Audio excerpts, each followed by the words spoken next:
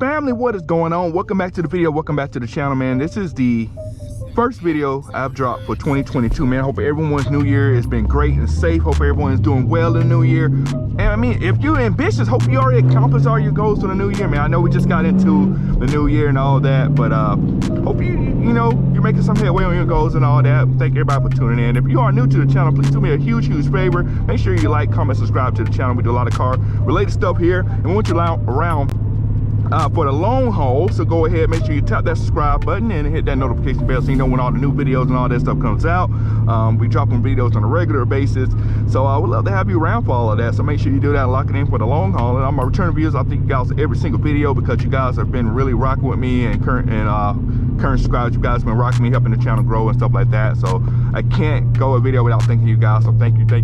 So let's go ahead and get in topic of today's video. You see the title and you see the thumbnail, man. So this is what we got going on in today's video, man. So pretty much, man, this is kind of what I've noticed and observed just from people I know and whatnot in the Dodge community when it comes to these cars. There's a Challenger, I mean a Charger right there. There's another Charger right behind me.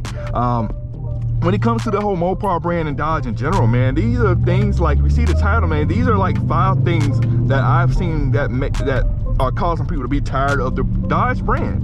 And now I'm gonna say this before I get into my list, like, this does not apply to everyone. It's just things I've observed from people I know, people I've seen on the gram and things like that. This does not apply to everyone, so don't get all in your feelings saying, oh, that's not me. It's not everybody, you know, but these are just things, you know, I've seen. So let's go ahead and get into the list. All right, so reason number 1 why people are getting tired of Dodge. So the first thing is the lack of something new. So the current body style and generation that we have has been around since 2015. So that is 7 years with the current interior, exterior, and all that stuff. And it'll be 8 years because in 2023, they're not planning on changing the thing. So there's hardly been anything new. Granted, yes, we've had the Demon, which has been a 1-year run. The Red Eyes came out. You had the Superstock that's came out, and things of that nature. But it's really hasn't been an overhaul of anything new. I'm trying to adjust my camera here. Oh, please do not pull out in front of me. We ain't got time for all that.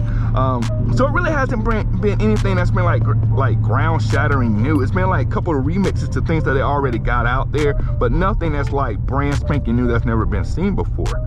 And if you've been with Dodge for quite some time, like I know people that's upgraded from the 3.6 up to the RT, up to a 392, whether it be a Scat Pack or the SRT, up to a Hellcat, up to a Red Eye, things like that. There's people that's progressed like through the rankings of all the cars. And once you get to the Red Eye, honestly, I mean, what's the next thing to get? Like, what else is there? Are you going to trade your Red Eye in for another Red Eye? I highly doubt it. I mean, I don't know of anybody that would trade in a Scat Pack for another Scat Pack, or RT for another RT, and things of that nature. And granted, with these cars that have not changed, it's really hard to tell what years these cars came out anyway. Like, my car is a 2015, but the interior looks pretty much like a 2018, a 2020, 2021, and the 2022s, because those are going to look the same as this, right, for the most part. So there's no change and no really huge incentive to change out your car unless you don't have the top tier car. I mean, if that's your thing. I know people that change out the cars a good bit, but it just doesn't, like I said, it doesn't make sense to go out and trade your car in for the same car. Like,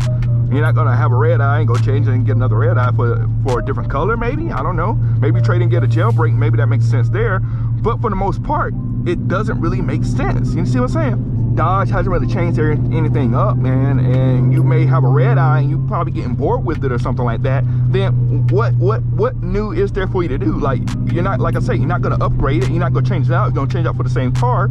Like, people get bored with cars. That's why people upgrade and go for something new. And that right there is one main reason why I've seen people like jump out of the Dodge brand. You've already had all the cars, there's nothing new out there under the Dodge umbrella, so might as well jump to a different manufacturer and try out something new. So that's reason number 1. Reason number 2 why people are leaving the Dodge brand. So this one, like I said, does not apply to everyone, but I've seen it apply to people like I know. Number 2 is a bad reputation. Now, this is some of the things that people say about Dodge owners. They shut down meets, they like to do burnouts. I mean, people love burnouts. I mean, I might be one of them, but like burnout, shut down car meets, shut down car shows, being irresponsible. latest like stuff like Dodge owners been wrecking a lot. What's wrong with y'all out here wrecking? They've been saying like Dodge owners like have low credit scores and stuff like that. I'm just gonna say this. I mean, your boy bought a house on my second house, so y'all can leave me out of that conversation. You know what I mean? So I'm just saying that. I'm throwing it out there. But anyway, like, you know, Dodge owners that stuff like that, like real reckless, real immature when it comes to driving cars and things of that nature. Now, also, like a lot of times, like Dodge Charger challenges get involved in takeover events. I know that right there is something that a lot of people look down upon when it comes to the car community and things like that. And these cars sometimes get involved with things like that, and that can lead to being profiled in a negative way, like by local authorities or other people in the car community, just because of the car that you have, even though you have no association with that whatsoever. I've seen it happen here in the Charlotte area. Like there was like a whole takeover. I think I mentioned in one of my previous videos where they shut down the whole interstate, did donuts and stuff like that. And then for maybe like a year after that, like they were really on MOPAR owners' tails hard. I know people that got stopped like for no reason whatsoever, like back to back, and they end up like, and a lot of people I know just got rid of their car, like, you know what, I want nothing to do with this whatsoever. And a lot of people I know got rid of the car just because of that incident, right? So people don't want to be driving around a car and you have a bad reputation. You don't want to be labeled something that you're not. Like, you don't want to be labeled, I hope the camera wasn't crooked there. If it was, my apologies, I just noticed it. But you don't want to be, you know, involved or labeled into something that you're not, you know, a part of. And people just want to drive and enjoy their cars. But when people go out there and ruin it for everybody, and you're driving around and people looking at you funny because of the car you drive, thinking you associated with that type of stuff, and that's not the case, you know, people don't want that. And that's why people get out of the Dodge game. So that's reason number 2 why people get out and leave Dodge. Reason number 3 why people are sick and tired of Dodge. Everyone has one. Like, I was just at the light earlier in this video and there was a Charger behind me, there was another Charger beside me. I seen a Challenger go the other way. Maybe I'm only noticing these cars because I have one and I like the car personally, but some people don't like that. Some people don't like having a vehicle that everyone has. Like it's like showing up to a party or an event and seeing 10 people with the same outfit on that you have, or seeing people with the same shoes you got on. While that doesn't bother some people, it does bother some people. You see what I'm saying? And a lot of times people like don't want to be associated with that if everyone can attain it, right? Like, you go to a car event, there's gonna be a lot of Mopars and stuff there, Charger challenges and whatnot. Granted, Mustangs are kind of the same way, where a lot of people have those. And also, like, another thing, like, this is a byproduct of Dodge making a pretty good car. Like, a lot of people want the car. The horsepower is cheap to get. It's pretty reliable, and people can attain these cars at a younger and younger age. There's a lot of people that are younger than me that are in like Hellcats and Red Eyes and things like that. But I mean, that's not a bad thing. It's just Dodge has. Come on, don't you get in the middle lane. I'm finna say, do not get in the middle lane. I thought we were gonna have a moment there, but anyway, like a lot of people getting these cars, like people getting Scat packs before they turn 20s and whatnot. I mean, that's not a bad thing. Big ups to people that's doing that and on the ground to get the car where they want. And another thing, like when the Hellcats first came out, they were very rare. They were a pretty rare car. Like, you couldn't find one anywhere, and once you did find, they were really expensive. Back in 2015. What are you doing? Come on now. Come on. Just I'm just gonna scoot over here, no suiting, like no nothing. I'm gonna scoot over here as slow as possible. I hate this. Golly. But anyway, like the Hellcats, they first came out, very rare car. Not a lot of people had them, but over the time, kind of adjust my camera here because it keeps moving. I need to wear. I should have worn my other hat, but over time, like the Hellcats are becoming more and more common. Like, you can see a Hellcat anywhere. Hellcats are, you can find them used for around like mid to high 50s depending on mileage and what have you. Like, before that was not the case. Hellcats were a rare car, brand new. In 2015 they was almost $100,000, and you had you hard pressed to find one. Every single one that I saw had a huge dealer markup on them, at least like $20,000, every single one of them. But that's the thing though, they were hard to find at first. In 2015 that wasn't as popular, but over the years, all the cars, including the Hellcat, Scat packs, all the things got way more popular, and more people are getting them, which, you know, from the Dodge side of things, from a business standpoint, that's good. There's a huge market for the car, but for the people that own the cars, now they don't feel like they have something that no one else has, right? I know, like, Dodge mass-produced the cars, and some people just feel like, some people don't want everyone on their street to have the same car, but that's kind of reality of things now. There are a lot of cars in the market, well, in the market, but on the road, I should say, that are Chargers and Challengers. They've been the best-selling car for the last few years. I mean, they're killing Mustang in sales, they're killing Chevy in sales in that category, and it's for a good reason. But some people don't like that, so that's reason number 3 why people are sick and tired of the Dodge brand. Reason number 4 why people are tired of the Dodge brand. So this is mainly for the owners for sure. Oh, well, they all for the owners, but this is big as of late, man. Like every week, at least, I'm on Instagram, I'm on any social media platform, and I'm seeing people saying, be on the lookout, this car's stolen. Like all the time, these cars are being stolen like left and right, being broken into left and right. Like you really cannot enjoy this car for what it is without having to worry about somebody, some broke mother effer, you know what I mean? Like breaking into your car and messing with you. Like even, I know I have an RT and these generally don't get stolen, but I ain't taking that chance. I'm still extremely paranoid when I take my car places or where I park and whatnot, especially if it's a place that's unfamiliar. Now that's just people breaking into your car and stealing your car when you're not there. There have been times where, like, it's been reported numerous times where there are people actually running up on people with guns trying to steal these cars, like armed robbery, like straight up. Like I've seen videos of someone with a track halt, like they had like a whole bunch of people ran up on them and tried to steal their car. Recently in Charlotte, it was a guy here, he had his red eye stolen at gunpoint. Like it's crazy and dangerous to own these cars. Like you going out to put gas in your car, you gotta sit there. I know y'all seen the meme with the guy with the pistol standing there putting gas in his Dodge Charger. Like that's not a meme, that's real life. Like people are that paranoid about their cars being stolen or being like robbed like at gunpoint over these cars.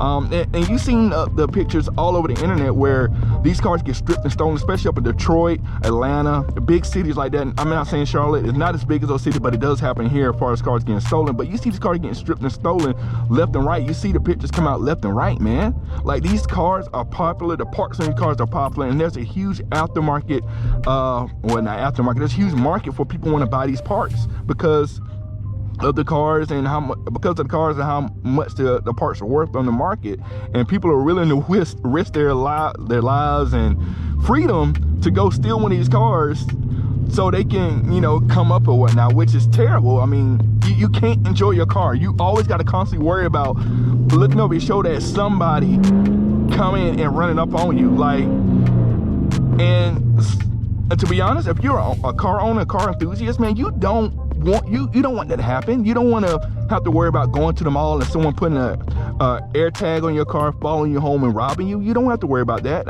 I guarantee people with Lamborghinis, Ferraris don't have to worry about that. I mean, you don't see one at the mall, but you don't hear about people trying to steal a Lamborghini and Ferrari. You don't hear about that all the time. But Chargers, Challenger, you hear about it almost weekly. People are just running up on these owners and trying to steal their cars. Make sure I'm still recording, as I've been talking for a long time. So that is reason number 4 why people are sick and tired of Dodge. And reason number 5, and the last reason why people are sick and tired of Dodge, and this, like I said, does not apply to everyone, but these are things I have seen personally on social media why people get rid of their Dodge Charger, Challengers, or whatever.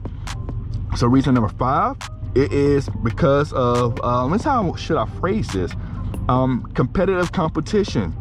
Like drag racing, autocross, track days. I mean, track days, I'm talking about you go down the track, you gotta turn left and right. I'm not talking about just a drag strip. Whenever you enter these competitions and things like that, if you go drag racing just for fun or do anything like that just for fun, you always want to go faster. You want to get better. Like if you go down a drag strip, like I've been drag racing before in the car, and the first thing I felt like, I'm like, dang, I want to get better, I want to make my time better, and what have you. If you do autocross the same way, you want to make your time better out there going around those cones. If you do track days, you want to make your time better as you go on the track and things like that nature. As you do it more and more often, you're going to get to a point where your skill, how you drive the car, you're going to drive the car to the limit, and you're not going to be able to get your time better without doing some sort of modification to the car. Now, this is where things get kind of sticky or kind of different with these cars. Like some cars, if you're talking horsepower wise, and this is going to be more, aimed at drag racing, some cars are better to mod than others. In Dodge, if you look at the Dodge brand, to me, only one engine is probably the best one to mod for the money, and to me that's the Hellcat engine. That's the only engine that's really made to take a lot of boost. It's made for high horsepower and things of that nature. Now I know everybody's gonna say the 5.7 is the builder engine, which is true, but you're also starting with the least powerful engine, And you're gonna have to spend a lot of money to get it to a good competitive range if you're out there on the drag strip. Especially if you're trying to even get to the horsepower range of a Scat pack, you're still looking at supercharging the car and things like that. You're still looking at spending a good bit of money just to get to that point, just to be even with the Scat pack. And then you have to spend even more money to get even further than that, because with the 5.7s, you can only do about 8 pounds of boost before you're gonna have to build up the engine and things of that nature. Now the 6.4, even though the 6.4 is a more powerful engine, unfortunately, that is the worst engine to mod due to the fact of how much money it's going to take to mod it up. You can only do about 6 pounds of boost before you have to, you know, upgrade the internals on the car, and then from there, you're gonna need some money to get the horsepower out of it. Now, I'm not saying it's impossible. It's just going to take a lot of money. But when you're drag racing and things like that, like, you want to be able to mod your car and get a lot of horsepower in a cost-efficient way. And unfortunately, with the Dodge cars, a lot of them you aren't able to do that. Like I said, the Hellcat is the best one to mod, but you're going to buy a car that's 60, 70, 80,000. That's going to be more than the other cars, and you still have to mod it on top of it to make it faster. Now, another thing that drives these cars back is going to be the weight of the cars.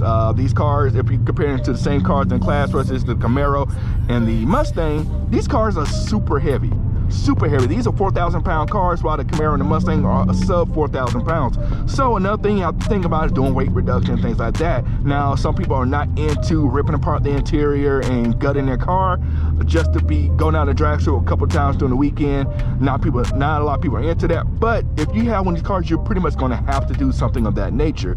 Now, that's just drag racing, right? I hope I covered everything there, but when it comes to autocross and like track days, it's kind of some of the same principles. Instead of horsepower being your biggest thing, the big thing about autocross and track days is your car being able to handle, which more relies on the car's weight and cornering ability, which unfortunately these cars severely lack at. I know several people that track their cars regularly and they had Hellcats and Red Eyes, but they've changed platforms because of the fact that they have already exceeded like what the car can do. What they want the car to do, the car is not capable of doing. So they have moved on to other brands such as like the Camaro Camaro Z01 1LE, perfect track car if you ask me, and also the Mustang GT500, which is a pretty good hybrid of a track car and a drag car. They moved on to those cars because those cars really do what they need to do on the track. And that's just kind of what the car is. The Charger and the Challenger was not made to hit the track. Now it can be, but like I said, you got to throw a lot of mods at it to be competitive on the track. And some people are not gonna want to invest that much money to make their car competitive when they can go out and buy a car that's already can do what they want it to do. And that's reason number 5. And that is going to be the 5 reasons why people are leaving Dodge or getting sick and tired of Dodge, or however you want to phrase it, man. Let me know some other reasons why you feel people are sick and tired of Dodge. I try to hit all the ones I ran into and that I heard of and all that type of stuff, but there's maybe some reasons out there that I didn't. So let me know in the comments below. I want to thank everybody for tuning into the video. Make sure you like, comment, subscribe to the channel, man. We're going to keep dropping videos all 2022. My goal for 2022 is to exceed how I did 2021, and that's how we're going to do it, man. So I like to thank everybody for joining me on this YouTube journey. Thank you for watching this video. We're going to catch you on the next one. We're out. Cut it.